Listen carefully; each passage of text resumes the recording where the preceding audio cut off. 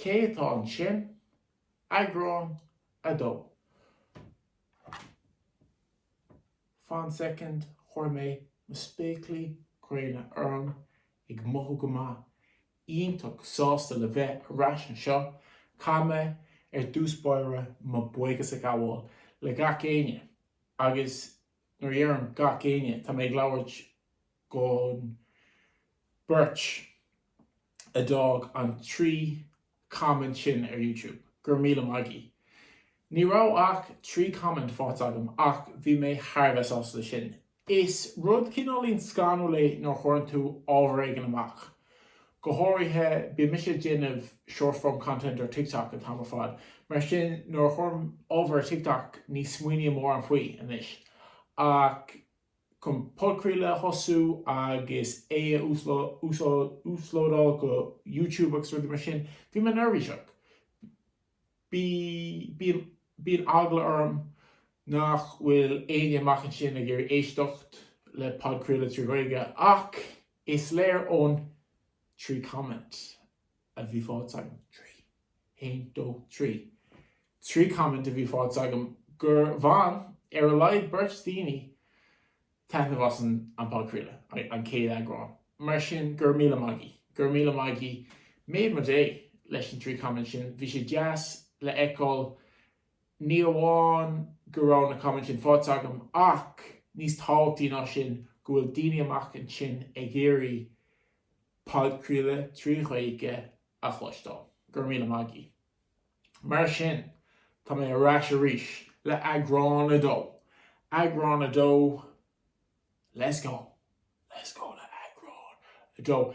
Seo bheith má cúgú nó séoch ór ag géirí é seo tafada.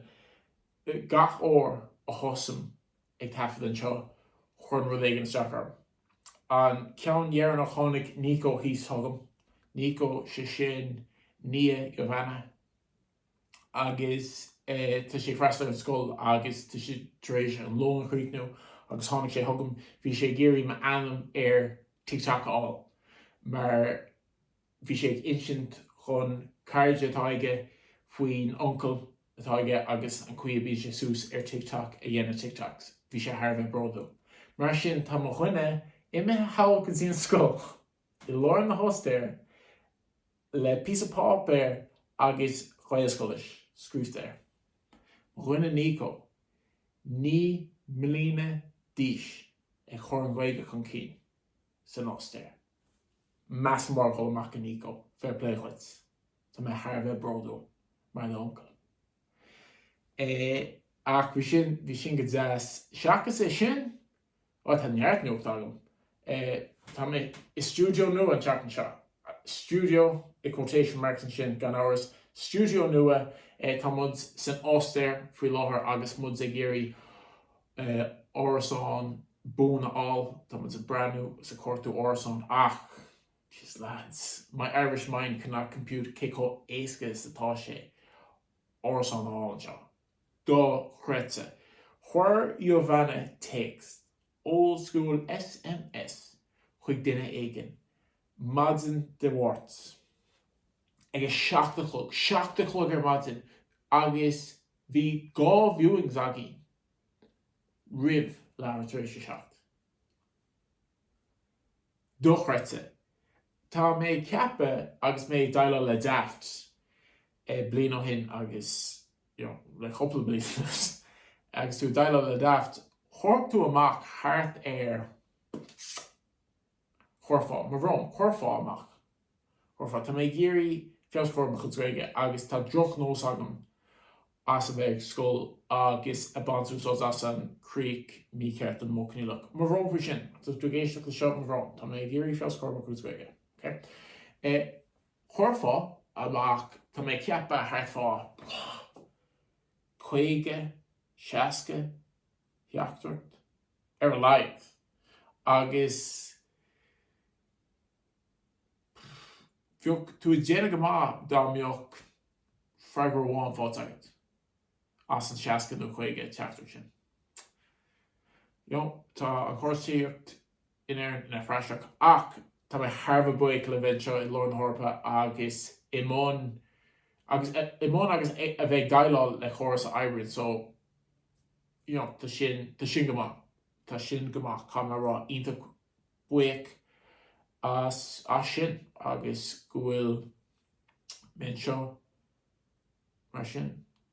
Seachas a sin an tripéarnach de Eagrán a hain mar is ódíobh ní rá aon phlean agam. An tseachtain seo tá topic agam. Thu mé isteach Eagrán a hain straight in nó kissin níor smuoine me mór an faoi ní rá aon topic agam. An tseachtain seo tá topic agam le phlé. Topic Conspótach. Bháilm labhairt faoin Córas Oideachas. Oh no. There's go labhairt faoin Córas Oideachas. Thosma dhéana gráint le dhéanaí. Agus camna rá, tá mé bant ansult as an obair sin. Maíonn sé chusa le obair fiúntach. Cam é sin a rá. Obair fiúntach atá I gceist. Ach, nuair tá tú I daileáil le daoine atá dhéirí gráint, gan áras tá 5 éigean acu leis an ghaige. Ní siad de déanana gráint a bhaithe le níos mó ghaige álam. Tá chud is mód nám tá 5 éigean an 10 uair nó dáilta sin leis an ghaige agus tá siad a géirí tuile cháir aáil leis an ghaige. Ní léon agam le sin. Mar sin maíonn sé chusa le rufiúnach, mar tá tú I géirí an dáilta seo spreige I trón na ghaige agus a cabhrló leis an ghaige. So is rud ionta jazz é sin. Ar an lámh eile, tá tú tá mé ag labhairt le dáiltaí scoile faoin ghaige. Agus tá roinnt rudí cloiste agam, hána hain, agus níl ach gá heachtain de roinnt sin agam fóil. Tá roinnt rudí cloiste agam hána hain atá in á riire Harbh bromach. Iver hain, rud a tharlachom an seachtain se caite ná bhí sesiún agam le cálín óg ó Ballyhunry. Ballyhunry, low lie the fields of Ballyhunry. Hui mé hain go scoil I Ballyhunry. Hui mé chuig hUachtaránachta mas mór go dul amach zín drám neachaí go hUachtaránachta. An sin an chuid scoil an sin ach tá sí freistal ceann na scoilne lán Berlin sin. Agus ag túsan sesiún agus dúirt mé seo leihí, hey, cé seach neile is a déanana píspa cansa. Fin óid ar leid tá man sa géirí fáil réid an scrúdú cansa. Is féidir linn láras fao rudar be. Okay? Rudar be is mé leat is a déanana píspa cansa. Thosa me an chórá. Right? Rud a dúirt me. Cén chultú. Bhí sé stáin arm. Blank face a stáin arm.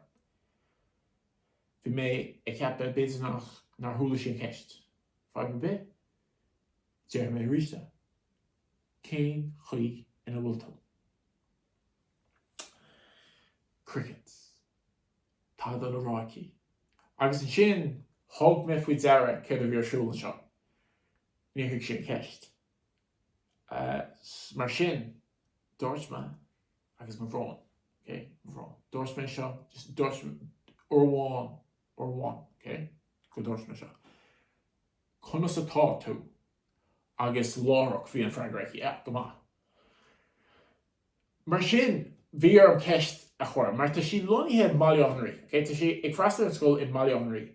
Tá Ballyhunry dú tá mé ceappa orgale bhain GaelTok. Bhain GaelTok chun mar. Okay? So orgale níl muid a bhád an GaelTok. Chun na gaiileh, okay? Agus ní rá an bannacht seo cloiste eici riamh.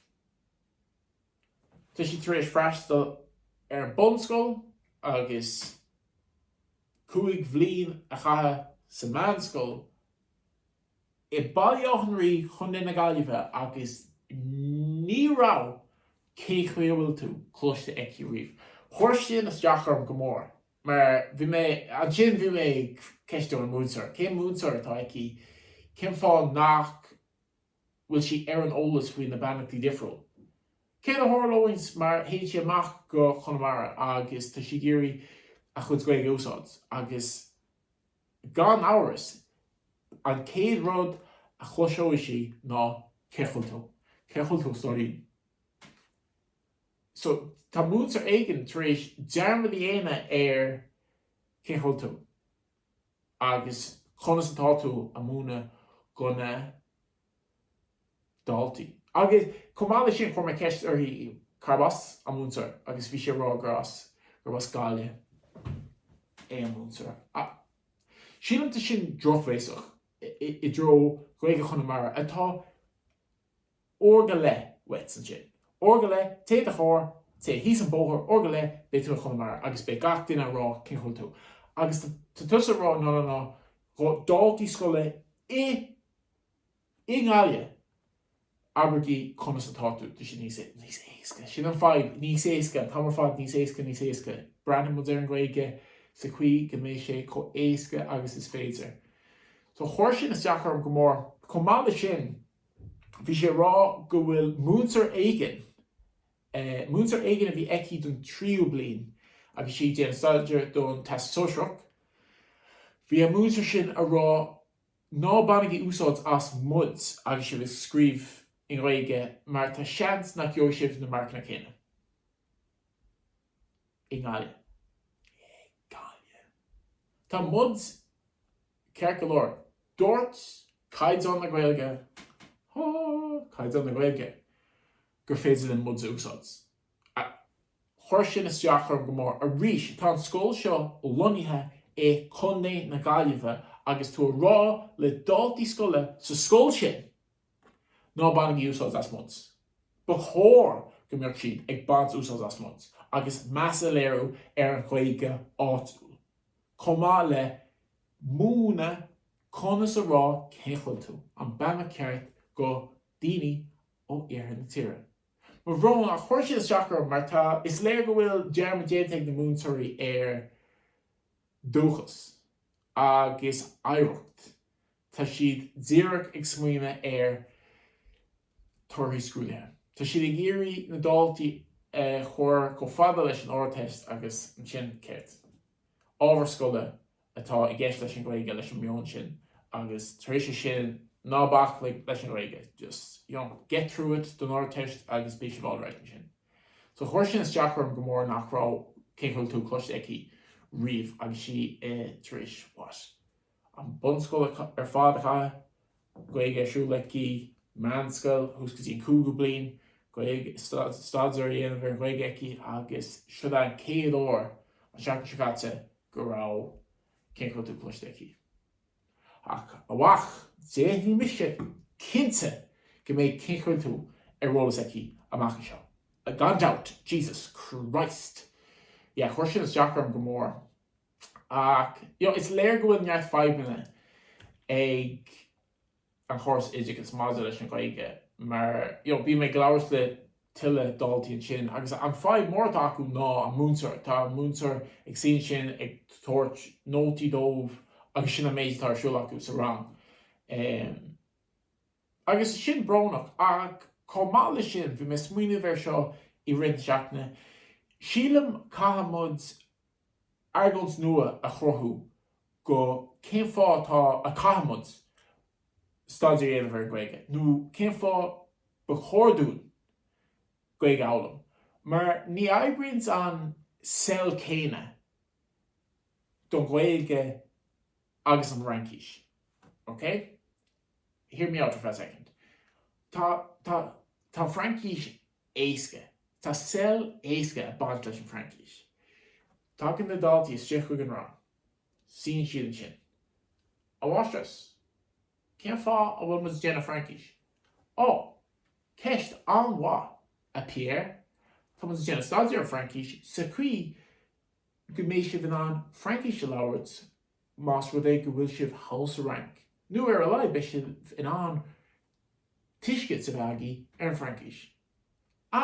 Sin áráid a bháistras, Tegam, eintim le sin is sell éasca sin. Agus is féidir an argos céine a dhéanamh leis an Germánis agus an Spáis.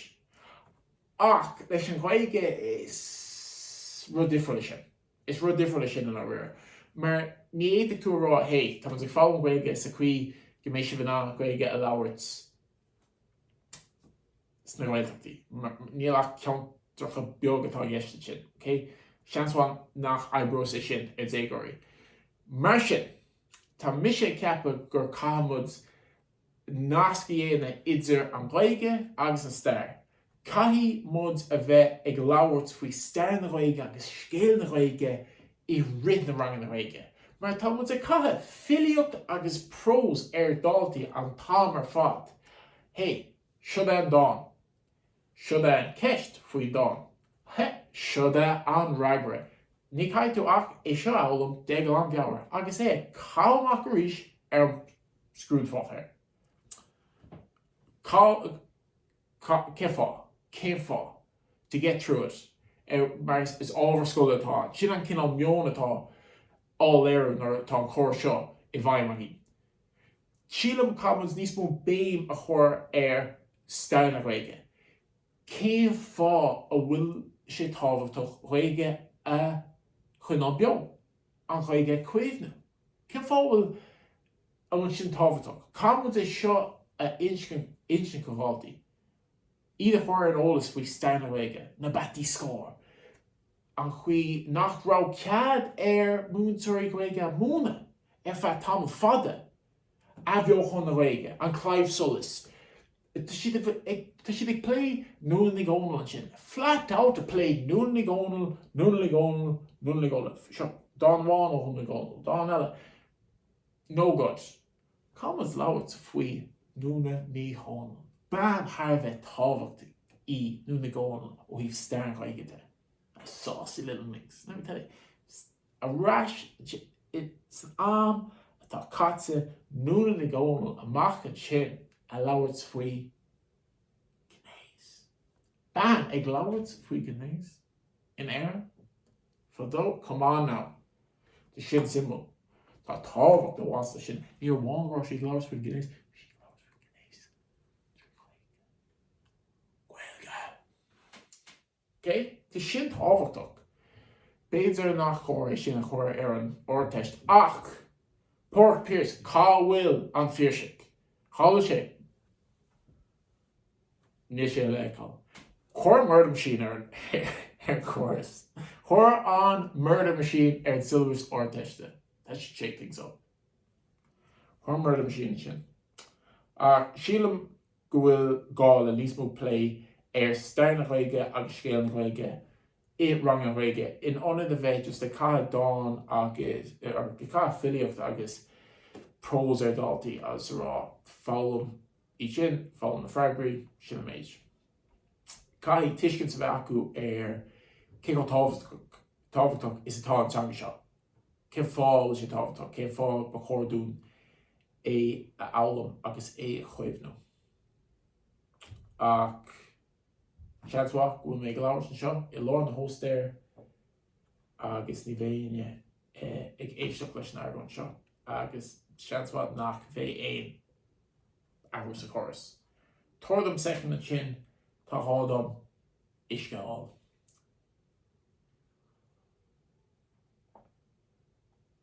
Tá sé tábhachtach second a hógáil is Tóg second chum agus mé ag fáil brain isce an seo. Hey, fáid brain isce, dí sé freisin. Sláinte. Yeah, so Córas Oideachas, má tá tú géirí teanga warú an céad áit le tosú ná Córas Oideachas. Agus rialtas na hÉirinn tá siad a déanamh an job le chuig an warú sa Córas Oideachas. Fair play go déanamh an job. Leannig hiarí. Sibh a déanamh an job. Is léir is beag an sin atá an rialtas sa Ghaeilge.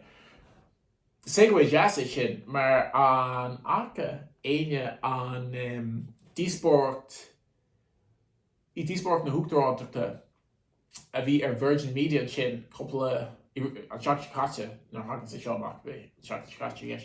Bhí sin simú trúr hús an sin a géirí a bheith mar hUachtarán na hÉirinn. Sí na fína Tá. Agus is léir an cé sport. Níl ach boots ar bháin ach an rudtá crackansa ná bé daoine amach an sin tar éis brandú ar an díospóir seo agus fós héin bé si de cá bhóta go Heather Humphreys. Heather Humphreys chormach as an Rossi. Dúirt sí right ready a bhí go hámáin crackáilte. Dúirt sí bhí si ag play an Córas Oideachta agus mar is ódún níl an Córas Oideachta róha in Éirinn faoi láthair.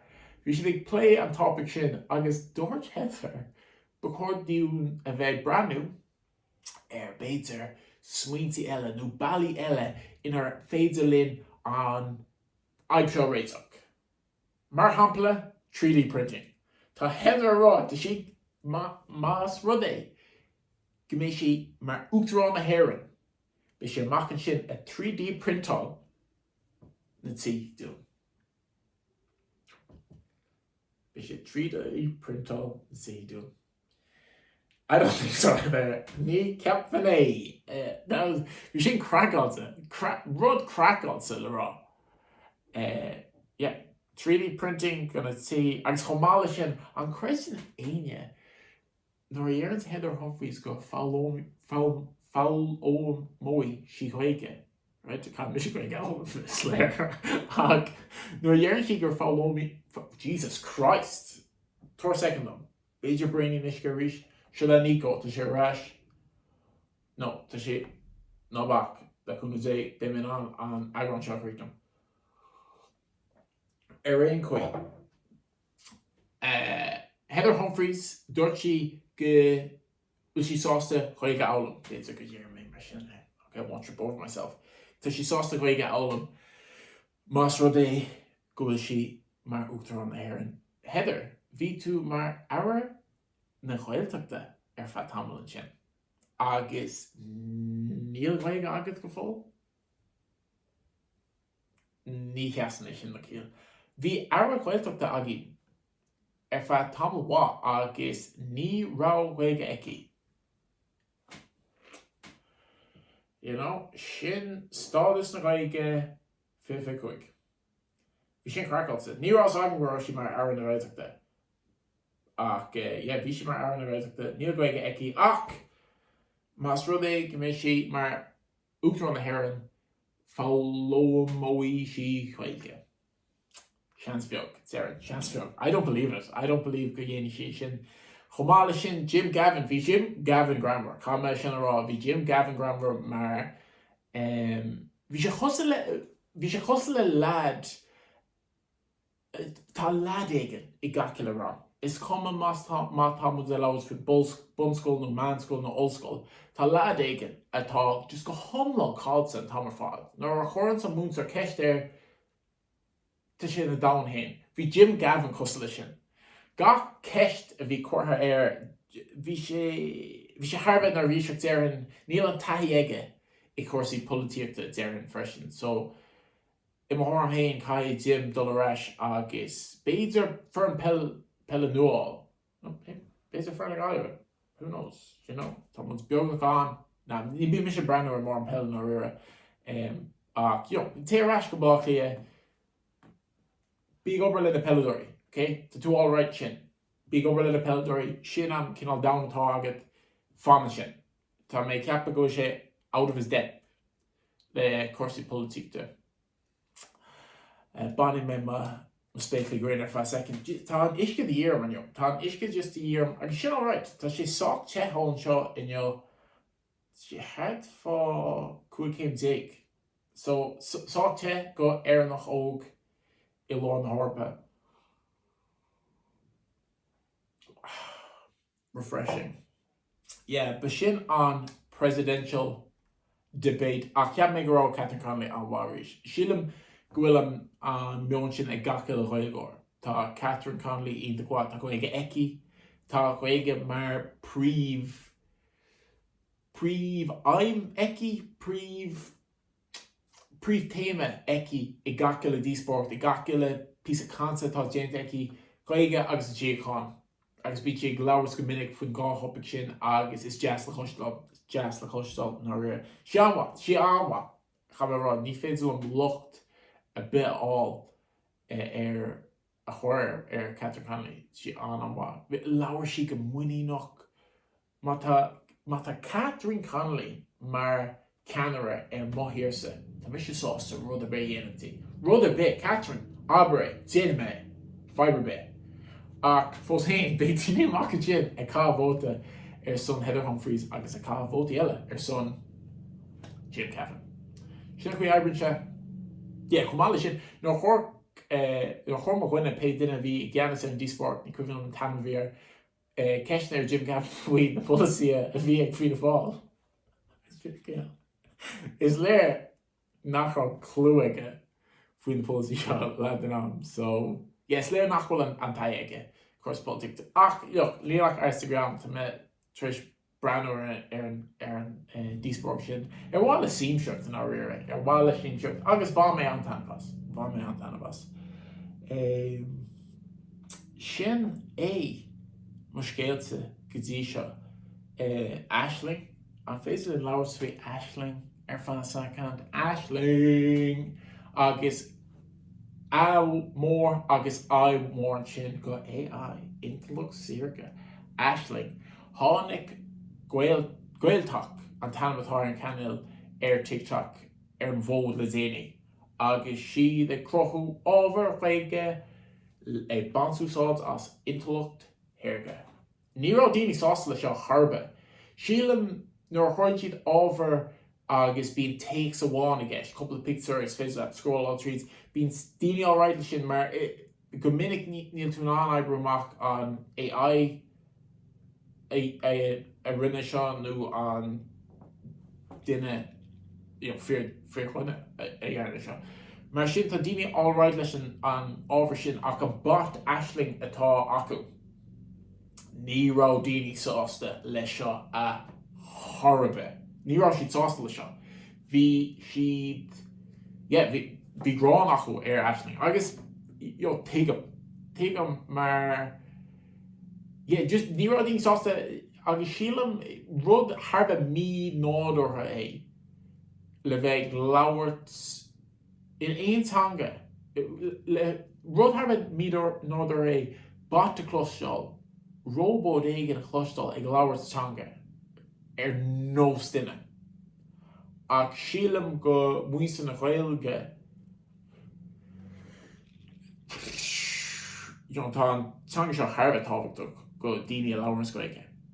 Mar sin ní muid a géirí na bats áil an seo agus fáilte chomhrompú agus a bheith labharas le na bats. Tá muid a géirí a bheith labharas le na chéile trú aige. Agus tá sin deach go leir anahin. Ná bach le na bats tá mé géirí chuige labharas le fear chuoine Aisling a stórín sin am séasa. Ach tháinig mé le déanaine gur bhain pe duine atá gceannas ar an canal sin, bhain siad gach ile fí seán de Aisling seachas ceann amháin an céceann. Bhí sin simú is léir gur thug sé bhíar cé go mí hástas bhí is ar áthachtaine ach sin a chuí Éirinn se chomála sin chuir mé seo amach. Tá mé sé ceappa agus tá mé ceappa. Go bhfuil burlór tíobh le chuntas seo. Tá mé bheadh mé sásta airgid a chuir sin gur burlór atá tíobh le chuntas agus sé éirí a bheith páirteach I pobl na Gaeilge ach níl an chuige aige nó níl na rá nach bhfuil an fán aige chuige a álam ach níl éon spreag aige chun chuige álam. Tá sé géirí chosa le gach duine sa látáin fast results. Tá sé géirí a bheith páirteach sa pobl ach níl sé géirí chuige álam. Agus chuir sin is deachar mas fear sin ní me cinnte ach bheadh mé sásta airgid a chuir mór seo agus a rá tá me nócha ní faoin géad, ok? No cin ní faoin géad, ní me anháil leis an mata ach. No cin ní faoin géad, cinse, gwyl burlor tífhéad an chunta seo. Mar, mas rud go raibh chuilgóir tífhéad an chunta sin, bhír siad ag crothú ábhar í féin. Mar tá neart daoine mar sin glowing le bhaige, an ban sin, ban eile ó chláis nachraí, Jane Sean job, croinn siad na dearthaí deasa, dearfór agus deara le na dilógaí agus cholarant. Sean deas, Gréige le Jane, Gréige le Molly, bíonn siad ag crothú an cinál ábhar sin ina míons rud éige le álam agus féidir le scroll tríd agus chopla frás álam, na chopla ocail álam. Sin andeas, táine sin go mórlam. Agus Gréigor iad. Mar tá agat é sin mar tá siad ag croth an ábhar iad féin agus ag chur an ábhar sús ar TikTok in anna bheith úsáid intalachéirge. Agus tá aig le eáil is léir go siad thbh bród las agus Gréige, mar sin tá mé ceappa gur bhfuil burlor éigean amach an sin. Atá tíomhthír den curtain. Thos leis an Wizard of Oz, mo chuine leis an burla ag éirí a bheith mar chuid an phobal Gréige. Tá fáilte ród, hey, má tá tusa brandar seo pe duine tá tíomhthír an GaelTok. Tá fáilte ród.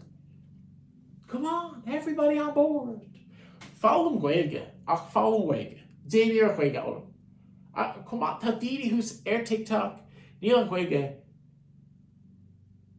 den céad scacu, ach tá siad ag fálam Gaeilge ag bantú san TikTok. Ag brandar fí seán, ag crow fí seán. Má bhaine Robert Wallace leis na donkeys ar fád, hey, tá andal chun cín déanta ag má bhaine. Tá sé fós ag crow TikToks as Gaeilge tamar fád, ag fós ag éirí Gaeilge labhairt. Agus tá tún an eáil go sola gacha le íseán a dhéanaan sé tá si fáil níos fearr. Mas mar dul amachchas í an leid sé. Ag crothú chuir pop GaelToks le chéile freisin. Man, tá mar bhaine amach an sin is sonna cúise. Yup, the Robert Wallace fella. Ach yeah, tá neart daoine mhaithe ar TikTok ag crow ábhar tú Gaeilge. Táíonn TikTok an GaelTok é hain, seachas an cúntas an pobal GaelTocha go mórlam. Mar bíonn siad an cardúil tá siad sásta Gaeilge chuircan cín tá cinál an spruc céine choilmhine, tá siad ag éirí Gaeilge chuircan cín agus ábhar chuir tú Gaeilge. Táine sin go mórlam sin is rud má iad gháil sin. Agus tá fáilte chuig pe duine atá tíomhthír den cúntas GaelTok ach is fálam Gaeilge. Fan amach chuin intalachéirge agus fálam Gaeilge. Ach yeah, sin am scéalsa. Ní léon rud eile le rágam tá mé ceappa. Bé mé arás, an céad seachna le bé mé arás. Eagrán a trí, bé sé ag teacht amach an lún se hagan. An lún dug seo. Ní hiigem an frása sin. Níor an frása sin cloisteach go dtí go thugma in óscoil, agus bhí múntar agin as bailíocht clia ach tógú le Gaeilge í imailíocht clia agus tógú le Gaeilge í. Agus is léir bhíoh si ag bantúsáil as an frása sin a tamar fád. Agus thug sé tamlaí norm dul í taithí ar frása sin. An lún se thugan sé sin an lún beag seo. An lún atá ag teacht. Go béidir nach raibh sé go dtíoch mar chéanna ach tuigeann siúb céir atá gcéis. Ach thug sé tamlaí norm dul í taithí leis an frása sin. Ach inis sin tá tuiscint agam ar an frása. Seachas é sin gur míle maigi as éisteacht le mo Phodcast. Cén chuí a chuirú Creek le Phodcast. Nus just chuirmas Creek leis an Phodcast.